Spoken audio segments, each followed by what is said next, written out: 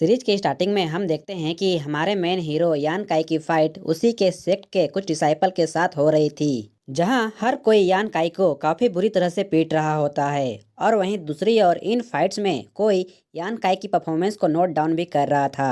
लेकिन इधर वीक होने के कारण हमारा यान काई उन डिसाइपल से ठीक से फाइट नहीं कर पा रहा था और वो इस फाइट के दौरान बेहोश होकर जमीन पर गिर जाता है, जहां उसके पास एक इल्डर आते हैं जो कि यान काई की परफॉर्मेंस को देखकर काफी निराश होते हैं। जिसके बाद हमें लिंग साओ पवेलियन को दिखाया जाता है, जहां एक एल्डर यान काई की बॉडी को चेक करते हैं और कहते हैं कि तुम्हारी बॉडी जन्म से ही कमजोर है और इसलिए तुम कभी भी मार्शल आर्ट की प्रैक्टिस नहीं कर सकते, बल्कि तुम एक नॉर्मल स्टूडेंट की तरह ही रहोगे। लेकिन हमारा हीरो कहाँ मानने वाला था, इसलिए वो एल्डर से एक और चांस देने की रिक्वेस्ट करता है, जिस पर वो एल्डर बताते हैं कि क्योंकि तुम यहाँ से जाना नहीं चाहते, इसलिए सेक्ट के रूल के अनुसार तुम्हें यहाँ रहने और सरवाइव करने के लिए हर दिन कड़ी मेहनत करनी पड़ेगी और अगर तुम ये सब करने को तैयार हो तो तुम यहाँ रह सकते हो। जिसके लिए यान काई एल्डर का शुक्रिया अदा भी करता है। लेकिन उस एल्डर की बात यहीं पर खत्म नहीं होती, जिसके बाद वो यान काई से कहते हैं कि अगर तुमने 3 साल के अंदर बॉडी टेम्परिंग के 3rd लेवल को पार नहीं कर पाया तो तुम्हें हमेशा के लिए सेक्ट से निकाल दिया जाएगा।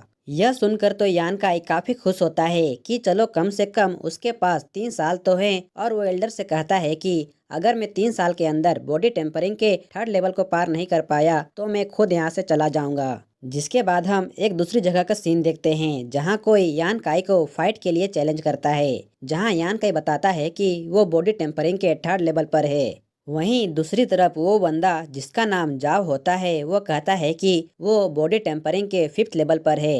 ये सब सुनकर वहां खड़े बाकी डिसाइपल्स आपस में बात करते हुए कहते हैं कि इस मैच में तो साफ साफ पता चल रहा है कि विनर कौन होगा, क्योंकि एक 3rd लेवल वाला बंदा कभी भी 5th लेवल वाले बंदे से जीत ही नहीं सकता। जिस पर एक दूसरा डिसाइपल कहता है कि सेक्ट में किसी बंदे का 3rd लेवल पर होना काफी रेयर है, लेकिन यान काई काफी लंबे समय से इसी लेवल पर अटका हुआ है। जिसके बाद एक और बंदे को दिखाया जाता है जो बताता है कि सेक्ट के रूल के अनुसार कोई डिसाइपल किसी दूसरे डिसाइपल को हर 5 दिन में फाइट के लिए चैलेंज कर सकता है। और इस फाइट को देखकर तो लगता है कि यान काई को हिल होने में काफी लंबा टाइम लगने वाला है। 5 दिन बाद मैं खुद यान काई को फाइट के लिए चैलेंज करूंगा और उसे हराकर आसानी से पॉइंट्स कमा लूंगा। उनकी बातों से हमें पता चलता है कि सेक्ट में सबसे कमजोर होने के कारण हर कोई यान काई का फायदा उठाता है। जिसके बाद हम यान काई और उस बंदे के बीच हो रही फाइट को देखते हैं, जहां यान काई उस बंदे पर एक स्ट्रॉन्ग पंच अटैक करता है, लेकिन 5th लेवल पर होने के कारण उस बंदे की बॉडी काफी हार्ड होती है, जिसकी वजह से यान काई को काफी पेन होता है। जिसके बाद वहां खड़े बाकी डिसाइपल्स बात करते हुए कहते हैं कि पहले यान काई कभी भी फाइट्स में इतना लंबा नहीं टिकता था, लेकिन पिछले 3 सालों में उसने खुद पर काफी मेहनत की है। इसके बावजूद वो बॉडी टेम्परिंग के 3rd लेवल को पार नहीं कर पाया, जिसके बाद भी वो हर फाइट में लास्ट तक खड़ा रहता है और कभी भी हार नहीं मानता। जिसके बाद हम दोनों की फाइट्स को देखते हैं, जिसमें यान काई काफी बुरी तरह से पीट रहा होता है, लेकिन इसके बाद भी वो हार नहीं मानता और फाइट के लिए फिर से खड़ा हो जाता है। वहीं दूसरी तरफ एक लड़की इन दोनों के बीच के फाइट को काफी देर से ऑब्जर्व कर रही थी, जहां हम यान काई और जाओ के बीच के फाइट को देखते हैं, जिसमें जाओ यान काई को काफी बुरी तरह से पीटता है।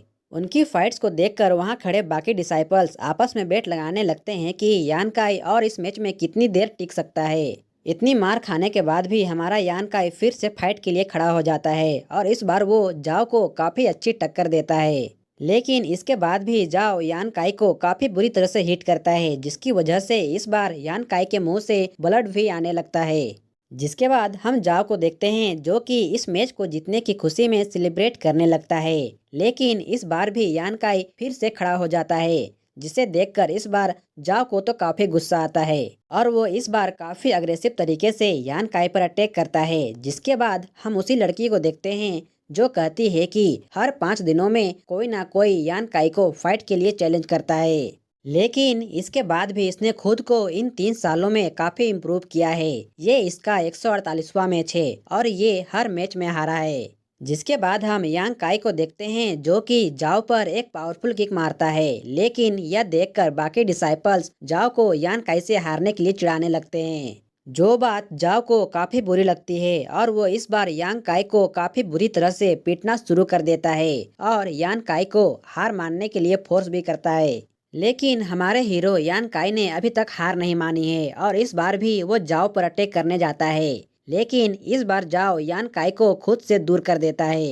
इधर यांग काई की ऐसी हालत देखकर वहां पर खड़े बाकी डिसाइपल कहते हैं कि क्या ये इतनी मार खाने के बाद भी अभी भी सांस ले रहा है। जिसके बाद एक मोटा लड़का यांग काई को मारने के लिए आता है और कहता है कि तुम्हें अब हार मान लेनी चाहिए क्योंकि मैंने तुम्हारे ऊपर पैसे लगाए हैं और मैं इस शर्त में हार रहा हूँ। इतना कहकर वो उसे मारने ही वाला होता है लेकिन अचानक कोई उस पर चुपके से अटैक कर देता है जिसकी वजह से वो बंदा अपने घुटनों पर आ जाता है। जिसे देखकर वहाँ खड़े बाकी डिसाइपल्स उस पर हंसने लगते हैं। जिस पर एक दूसरा लड़का कहता है कि सेक्ट के अंदर कोई ना कोई हमारी फाइट को ऑब्जर्व करता रहता है, शायद उसी ने ये किया हो। इसके बाद वो सभी बंदे वहाँ से चले जाते हैं। जिसके बाद हम उसी लड़की को देखते हैं जो अब यान काई के पास आती है और यांग काई को कहीं ले जाती हुई कहती है कि तुम सच में काफी ब्रेव हो, इतनी पावरफुल किक लगने के बाद भी तुम अभी तक नहीं मरे। और बताती है कि ये लड़का हर बार अपने से स्ट्रॉन्ग ओपोनेंट्स को चैलेंज करता है, मुझे समझ नहीं आता कि आखिर तुम अपनी जान जोखिम में क्यों डालते हो।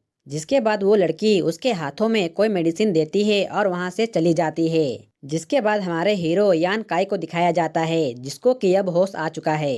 जहां वो अपने आसपास देखते हुए कहता है कि मैं इस बार भी हार गया और अपने हाथ में रखे मेडिसिन को देखते हुए कहता है कि मुझे नहीं पता कि तुम कौन हो, लेकिन तुम्हारी हेल्प के लिए शुक्रिया। तुम जो कोई भी हो, तुम हमेशा मेरी फाइट्स देखते हो और मेरे हारने के बाद मेरे हाथों में ये मेडिसिन होता है।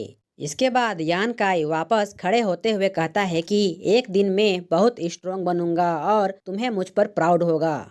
जिसके बाद यान काई अपनी चीजों को लेकर वहां से जाने लगता है और जाते हुए कहता है कि मेरे 3 साल पूरे होने वाले हैं लेकिन मैं अभी तक अपनी बॉडी टेम्परिंग के 3rd लेवल को पार नहीं कर पाया, शायद मैं तुमसे कभी दोबारा नहीं मिल पाऊंगा। इतना कहकर वो वहां से जाने लगता है और इसी के साथ हमारा एपिसोड 1 यहीं पर एंड होता है।